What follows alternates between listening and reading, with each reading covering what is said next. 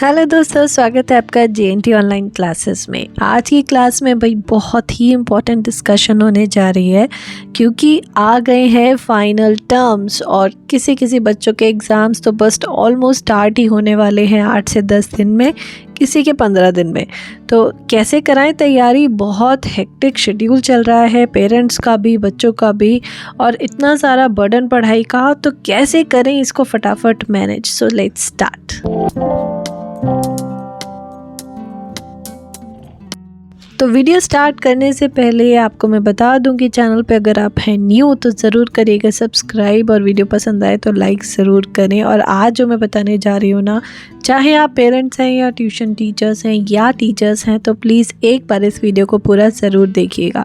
बच्चों की final term की प्रिपरेशंस करानी कैसे है ताकि उन पे ज़्यादा बर्डन भी ना हो। तो यहाँ पे जो मैं प्रिपरेशन कराने जा रही हूँ ये है क्लास 3rd की।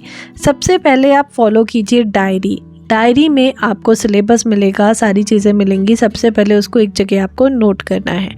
उसके बाद बच्चों को ज़्यादातर स्कूल्स में कराई जाती है रिविजन्स, और ये रिविजन्स बहुत हर सब्जेक्ट की होती है। 8 से 10 रिविजन्स कराई जाती हैं।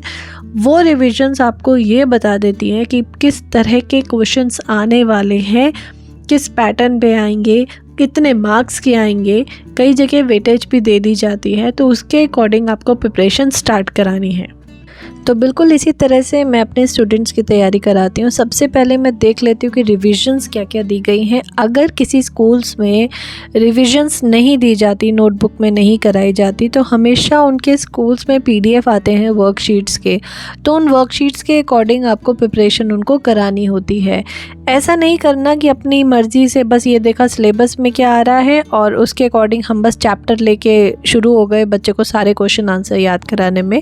ये वर्कलोड बहुत ज़्यादा होता है। ऐसे ना करा के सबसे पहला काम जो आपको कराना है, वर्कशीट्स में जितने क्वेश्चंस दिए गए हैं या फिर आपके पास जो PDF आई होंगी उसमें जितने क्वेश्चंस दिए गए हैं उनको चैप्टर वाइज आप मार्क कर लीजिए। सबसे पहले उनको कराइए, फिर जब वो प्रिपेयर हो जाते हैं उसके बाद आपको सिलेक्ट करने हैं बाकी के जितने क्वेश्चंस अब वर्कशीट में नहीं है, और वो भी तब अगर आपके पास टाइम बचता है बच्चे को कराने का, क्योंकि एक साथ इतना सारा काम भी बच्चे नहीं कर पाते।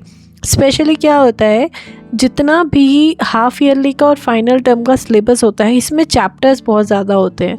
इतने सारे चैप्टर्स के इतने सारे क्वेश्चन आंसर्स बच्चे एक साथ लर्न नहीं रख पाते। तो इसके लिए यही ट्रिक होती है कि सबसे पहले आप रिविजन्स प्रिपेयर कराइए, उसके बाद आप सेलेक्ट कीजिए वो क्वेश्चंस जो रिविजन्स में नहीं हैं।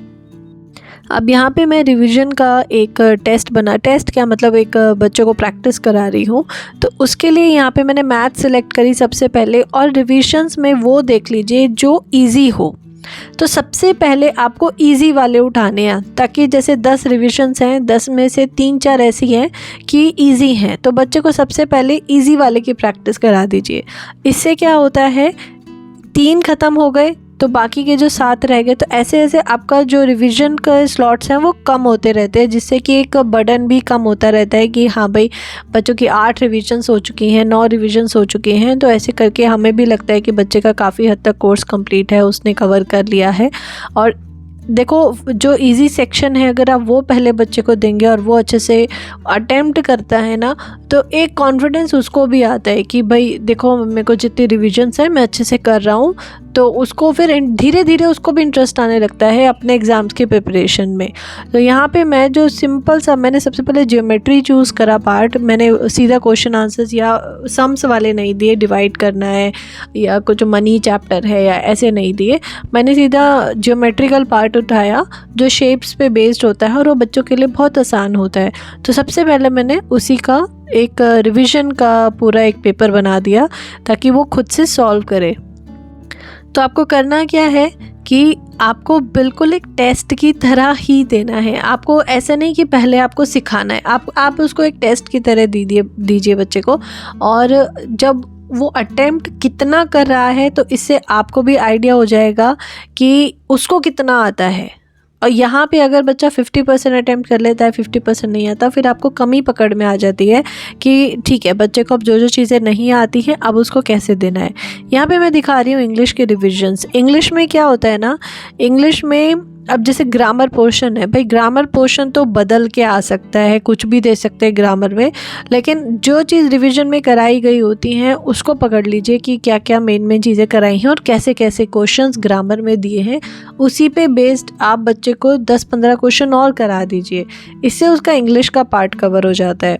यहाँ पे मैंने देखा कि जैसे मैंने सारी रिविजन्स चेक करी तो उसमें मुझे लगा ये शॉर्ट फॉर्म वाला एक बच्चे के लिए इजी है, तो सबसे पहले शॉर्ट फॉर्म का ही मैंने एक टेस्ट बना दिया।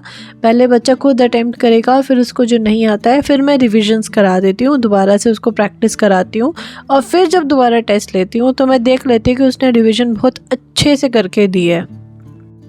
यहाँ पे मैंने स्टार्ट कराई है ग्रामर की रिविज़न, और ग्रामर जो है ना बिल्कुल एक मैथमेटिक्स की तरह है।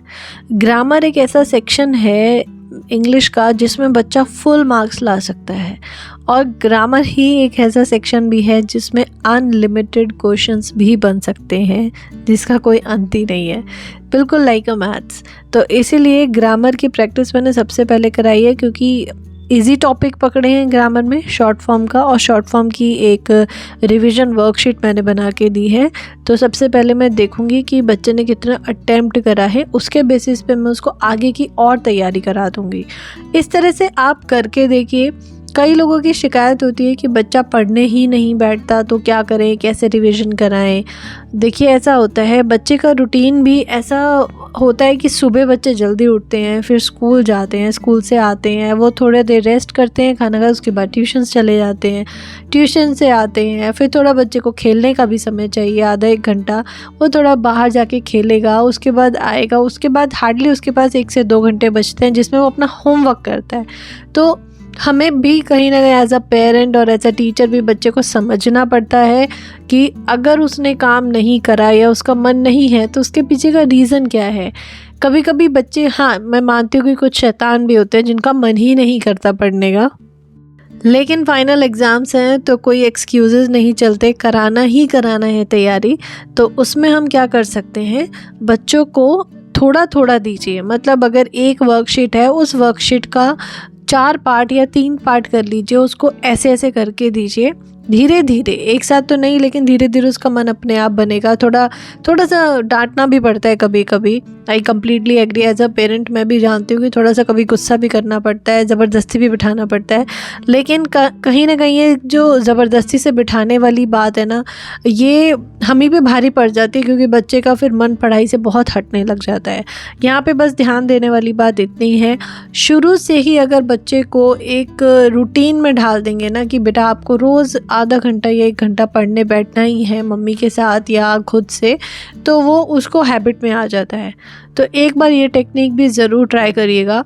और जिन भी लोगों की शिकायत होती है कि हमारा बच्चा पढ़ना ही नहीं चाहता, उसका इंटरेस्ट ही नहीं है, तो इस पे बेस्ड बहुत सारी वीडियोस मैंने बनाई हुई हैं, आप इस चैनल पे ज़रूर एक बार चेक करिए।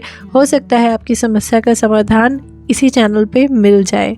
तो आई होप ये वीडियो आपको पसंद आई होगी, थोड़ा सा आपको आइडिया मिल गया होगा कि किस तरह से हमें बच्चों को फाइनल टर्म्स की तैयारी करानी है। पसंद आए तो लाइक ज़रूर करिएगा। Till then good bye.